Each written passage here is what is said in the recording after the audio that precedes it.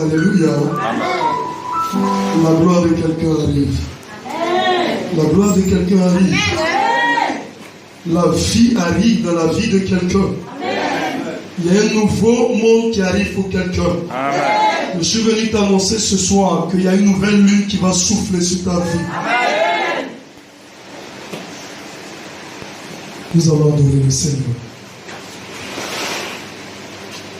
Je reconnais. Est-ce qu'il me reconnaît? Chaque fois tu te poses des questions. Si tu es là, approche. On va prier pour toi rapidement. Tu te poses des questions. Tes questions n'ont pas de réponse. Si tu es là, approche rapidement. On va prier pour toi avant de continuer. Alléluia. Est-ce que tu peux acclamer le Seigneur? Je veux voir ta gloire. Seigneur, je veux voir. Seigneur, je veux voir ta gloire. Écoute-moi, ma soeur. La Bible dit qu'une mère peut abandonner son enfant. Un père peut abandonner son enfant.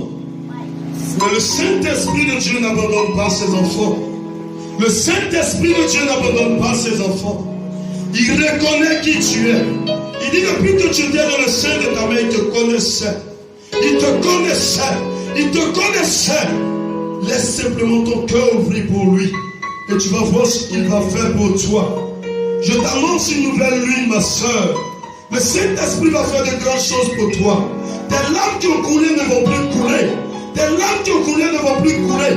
Il s'est rappelé de toi. Il a vu que tu souffrais. Et il aime ceux qui souffrent et qui crient à lui. Il dit, envoie-moi et je me souviendrai de toi. Le Saint-Esprit est là. Il s'est rappelé que tu as travaillé dans sa maison. Il s'est rappelé que tu t'es levé pour lui. Il va se souvenir de toi. Que le chagrin qui se trouve dans ton cœur quitte maintenant au nom de Jésus. Les larmes que tu as coulées vont se changer. Je t'annonce que tu auras des larmes maintenant dans l'église. Ces jours qui arrivent sont des jours de joie pour toi, ma soeur. Des jours de joie, ma soeur. Des jours de joie, ma soeur. Tes enfants seront de l'abondance. Ta famille sera de l'abondance. Le Seigneur s'est levé pour toi. Il se rappelle de toi. Les sorciers qui se lèveront contre toi vont tomber. Ils vont tomber. Personne ne pourra contre toi. Ceux qui se confient en l'Éternel, l'Éternel relève leur tête. Et il va relever ta tête. Et il va te positionner. Il va te positionner. Il va te positionner. Alléluia. Je me fais maintenant au règne du mal dans ta vie au nom de Jésus. Je me fais au malheur dans ta vie au nom de Jésus.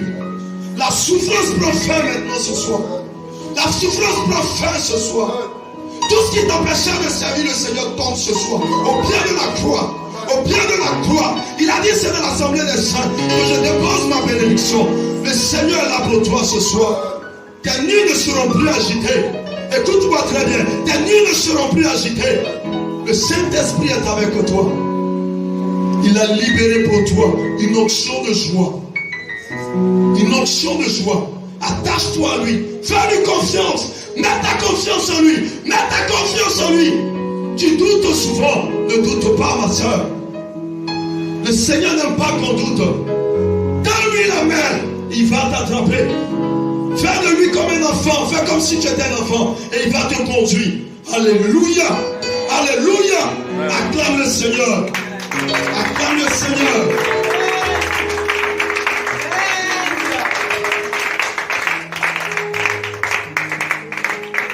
Dieu va te restaurer. Tu as 3 mois pour que la bénédiction de Dieu arrive grandement dans ta vie. Et les gens seront étonnés. Ta famille dira, mais ton Dieu est puissant. Ton Dieu est puissant. Tes amis te verront. Et tes amis diront, mais qu'est-ce qu'elle a, Seigneur? Quelle grâce! Nous allons rester dans le même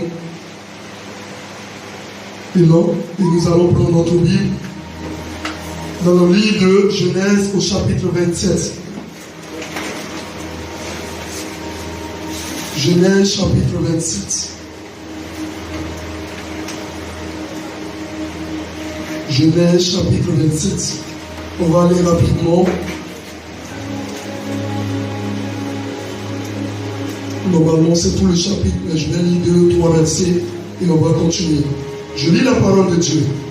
Isaac devenait vieux et ses yeux s'étaient affaiblis au point qu'il ne voyait plus. Alors il appela Ésaü, son fils aîné, et lui dit, mon fils.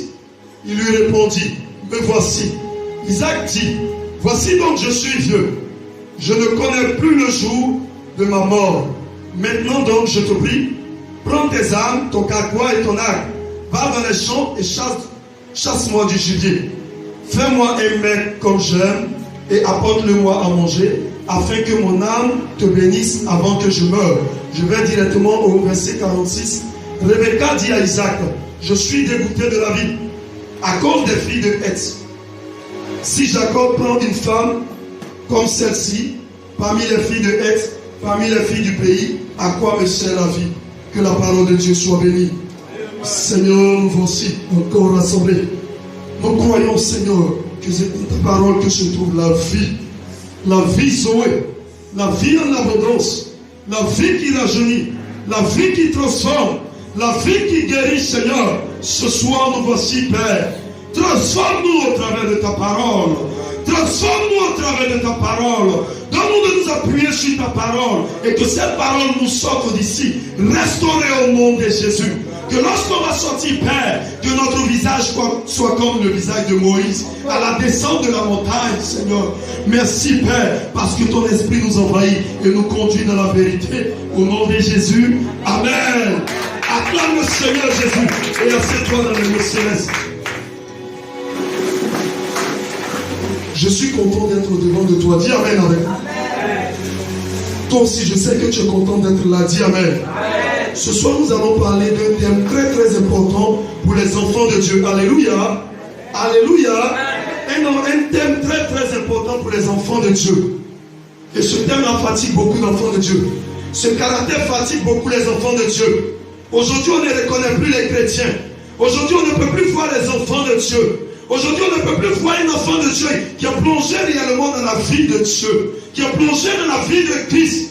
Et les choses tournent mal parce que les chrétiens ne peuvent pas appliquer ce thème. Alléluia. Amen. Nous allons parler du retard. Et le thème de ce soir, c'est le retard nous fait tout perdre. Dis avec moi le retard. Nous fait tout perdre. Alléluia. Amen. Tu ne prononces pas bien le retard. Nous fait tout perdre.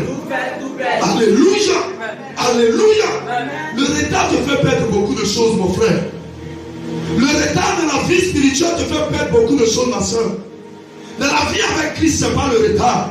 La vie avec Dieu, ce n'est pas le retard. Et j'ai pris ce thème pour t'expliquer quelque chose. Nous sommes ici en train de parler de Isaac. Isaac est le fils de la promesse. Le fils d'Abraham, en qui Dieu a laissé une promesse. Et Isaac a fait 2 enfants, des jumeaux. Celui-là qu'on appelle Ésaü. Dis avec moi Ésaü. Dis avec moi Jacob. Isaac a eu 2 enfants qui sont sortis le même jour. Ésaü et Jacob. Ce sont des jumeaux. Et quand ils sont venus, avant qu'ils ne viennent, leur mère s'appelle Rebecca. Et le père d'Isaac, je t'annonce que c'est Abraham. Alléluia. Alléluia. Abraham, le père de la foi. Et il a pris pour belle-fille sa fille venant de la maison de sa mère, de son beau-père plutôt. Et il lui a donné pour femme à son fils. Elle s'appelait Rebecca. Et Rebecca a fait 2 enfants, Ésaü et Jacob. Et quand les 2 naissaient, Ésaü est sorti d'abord. Il était roux. Dis avec moi roux. Et Jacob l'a suivi ensuite. Jacob a attrapé le talon d'Ésaü. Mais Jacob, son nom veut dire supplanteur, voleur. Et à cause de ce nom-là, il a fait beaucoup de choses à son frère. Alléluia. Il a fait beaucoup de choses. Le passage que j'ai pris, Ésaü était chasseur. Il est né et il a pris le métier de chasseur. Leur père Isaac est devenu vieux. Et Isaac lui a dit, va au champ, prends ton carquois, prends tes armes et chasse-moi du gibier et apporte-le-moi, prépare pour que je mange et que mon âme te bénisse. Alléluia. L'âme de Dieu va te bénir ce soir. Dieu va te bénir ce soir. Si tu fais des choses que Dieu veut, Dieu va te bénir ce soir. Je veux dire à quelqu'un que avant que Dieu ne te bénisse, il va te demander une chose. Dis Amen. Dieu ne bénit pas quelqu'un comme il le veut. Il demande d'abord que tu fasses quelque chose avant qu'il ne te bénisse. voilà le cas d'Ésaü, que son père envoie. Va au champ, chasse-moi du gibier et apporte-le-moi. Quand je mangerai, je serai rassasié, alors je te bénirai. Et pendant ce temps, Jacob était à la maison. Jacob était auprès de sa mère. Lui, il ne bougeait pas. Il est toujours auprès de sa mère. Dis avec moi, une maman. Une maman. La mère de Jacob s'appelait Rebecca. Jacob était toujours auprès de sa mère. Mais Esaü allait au champ. Et pendant que le père Isaac était en train de parler à Esaü, la mère a entendu. Et dès que Esaü a bougé, il allait au champ. La mère venait voir le fils Jacob. Voilà ce que ton père dit. Mais moi, je veux que véritablement la bénédiction soit à toi. Alléluia. Alléluia. Alors voici ce que tu vas faire. Va prendre quelque chose rapidement dans le pâturage et viens, on va préparer. Tu vas aller donner à ton père et la bénédiction va t'appartenir. Qu'est-ce que je vais t'expliquer ici, ma soeur? Qu'est-ce que je vais t'expliquer ici, mon frère? Esaü a eu la révélation. Son père lui a donné la révélation. Va au champ, prends ton carquois, prends tout ce que tu as et fais, attrape du gibier, apporte-le-moi. Et pendant ce temps, Esaü a commencé à marcher sur le chemin. Il pensait que tout était pour lui. Il pensait que la bénédiction lui appartenait. Il pensait qu'il avait tout. Il pensait que dès la prophétie est sortie, il peut prendre tout son temps et la bénédiction lui va lui appartenir. Jacob s'est précipité. Jacob s'est précipité. Jacob s'est précipité. Et il allait voir dans le pâturage. Il a pris le bouton qu'il fallait. Sa mère a préparé. Et elle allait donner à son père. Il a dit à sa mère, mais maman, Esaü est venu. Moi je ne suis pas venu. Qu'est-ce que je fais? Elle dit, ne t'inquiète pas. Voilà ce qu'on va faire. Je vais prendre l'habit de Esaü et on va mettre ça sur toi. Comme ça, quand ton père va te toucher, il saura que c'est Esaü. Dans cette parole, dans ce passage-là, je vais dire à quelqu'un qu'une mère est importante. Je vais dire à quelqu'un qu'une mère est importante. Je vais dire à quelqu'un ce soir qui avait brisé sa communication avec sa mère, que ce soit ta mère légitime, que ce soit ta mère spirituelle. Il faut rétablir cette communication. Il faut rétablir cette communication. Car celui qui a une mère a un remède. Le père peut bénir, mais c'est la mère qui protège la bénédiction. Le père peut bénir, mais c'est la mère qui protège la bénédiction. Alléluia. Alléluia. Alors, Jacob a fait ce que sa mère a dit. Et ils ont tout manigancé. Il allait donner à son père. Quand son père l'a vu, il dit, qui es-tu? Parce qu'il ne voyait pas bien. Il dit, c'est moi Esaü. Le père a reconnu. Il dit, ça c'est la voix de Jacob. Et quand il a touché Jacob, il dit, c'est la peau de Esaü. Alléluia. Et le père mangeait du plat de son fils. Ce n'est pas son fils Jacob qui avait préparé. C'est la mère qui avait préparé. Une mère connaît les plats du père. Une mère connaît les plats du père. Une mère connaît les plats du père. Si tu as un problème avec ton père, confie-toi à ta mère, car elle connaît les secrets de la famille. Elle connaît les secrets du père. Elle est capable de toucher là où le père a mal.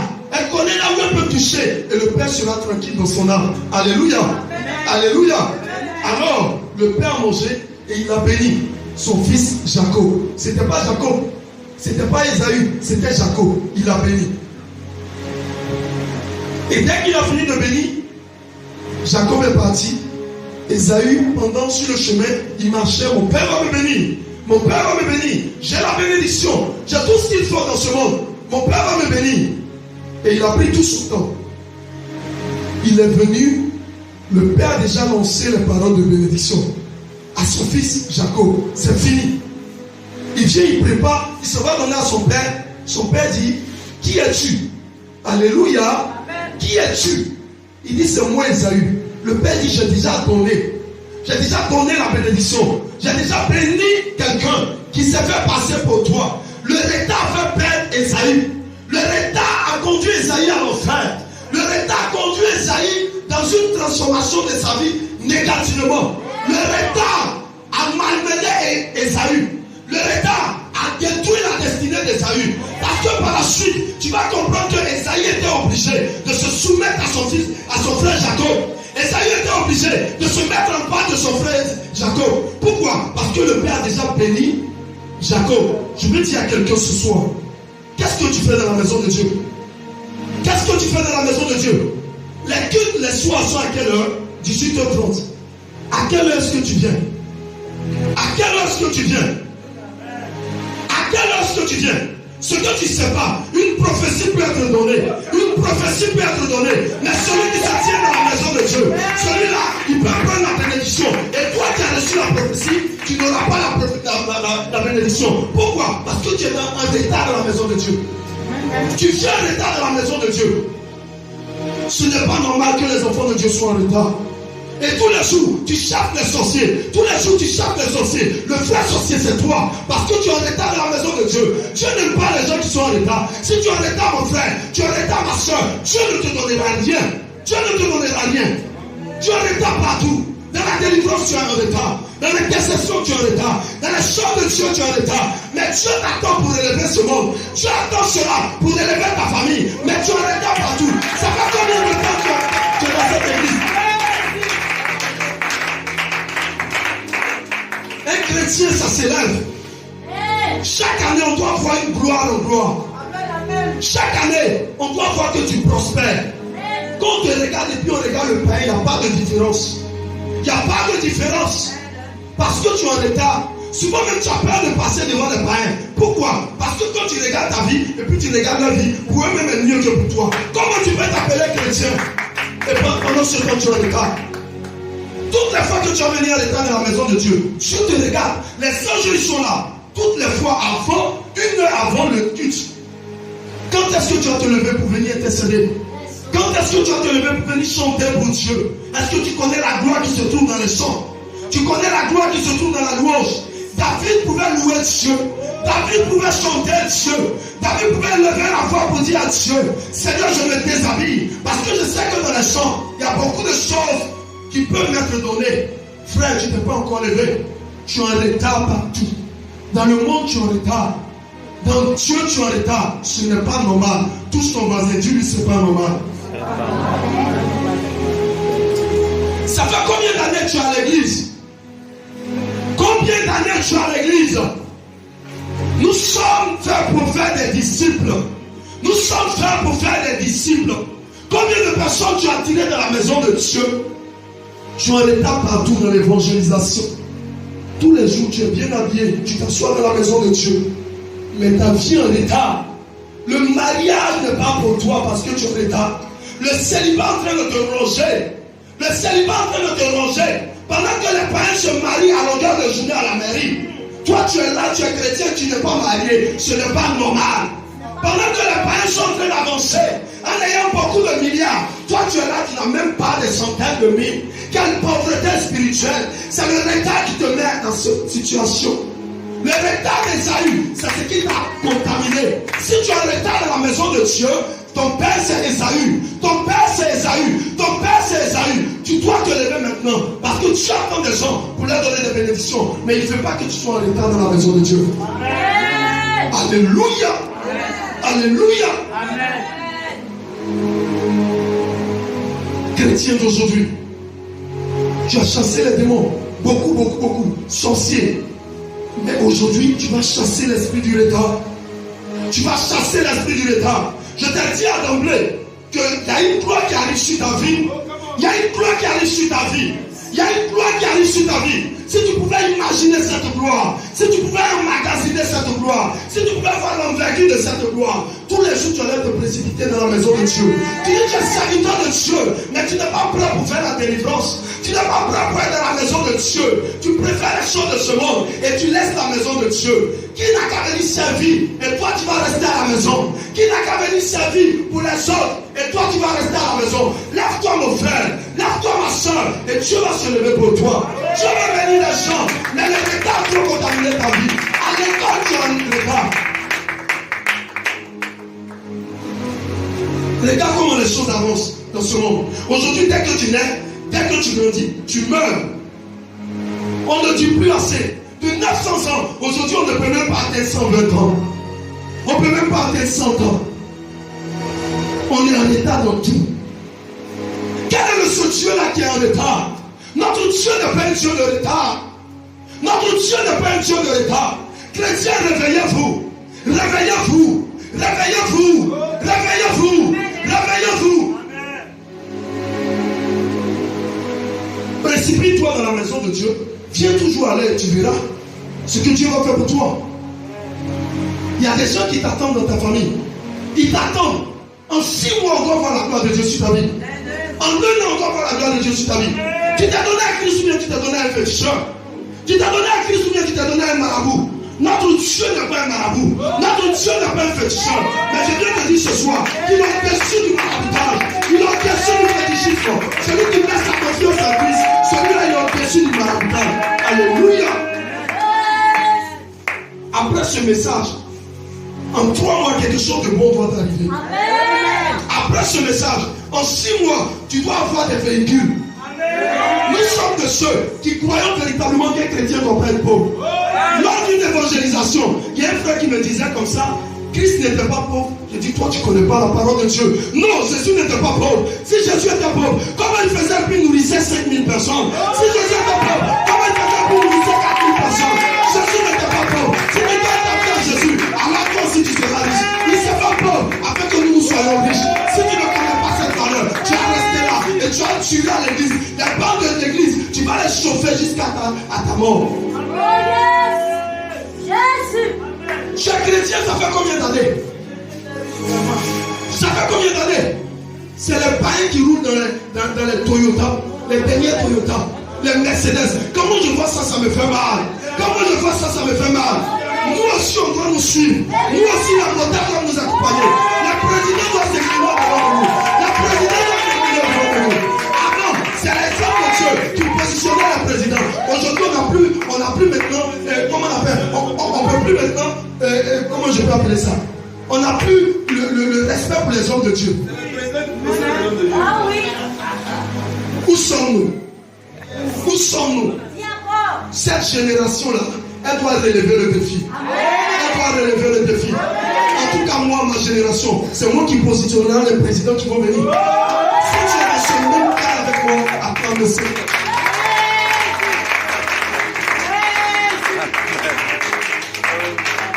Alléluia. On n'a pas assez de temps, on ne va pas rentrer dans les détails. Ce soir, tu vas chasser l'esprit du retard. C'est pas sorcier, c'est toi-même.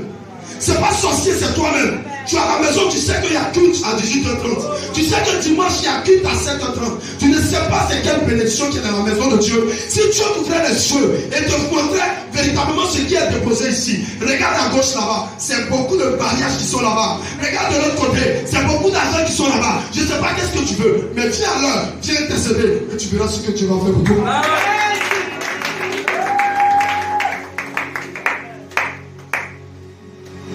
Il faut que l'esprit du retard te quitte. Si c'est un héritage spirituel qu'on t'a donné, il faut que ça se brise.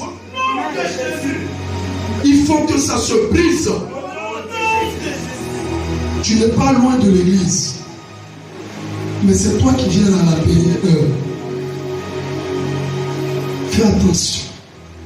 Viens à l'heure et tu vas voir la gloire de Dieu sur ta vie. Tu vas voir la gloire de Dieu sur ta vie. Ceux qui viennent à l'heure ne sont pas bêtes. Ils ne sont pas insensés. Ils savent ce qu'ils cherchent. Qu'est-ce que tu cherches dans la maison de Dieu? Alléluia. Alléluia. Tu n'acclames pas bien. Alléluia. Nous allons finir avec l'exhortation. Tu vas te lever. On va commencer à prier le Seigneur. Touche ton voisin. Dis-lui, il ne me dérange pas. Alléluia.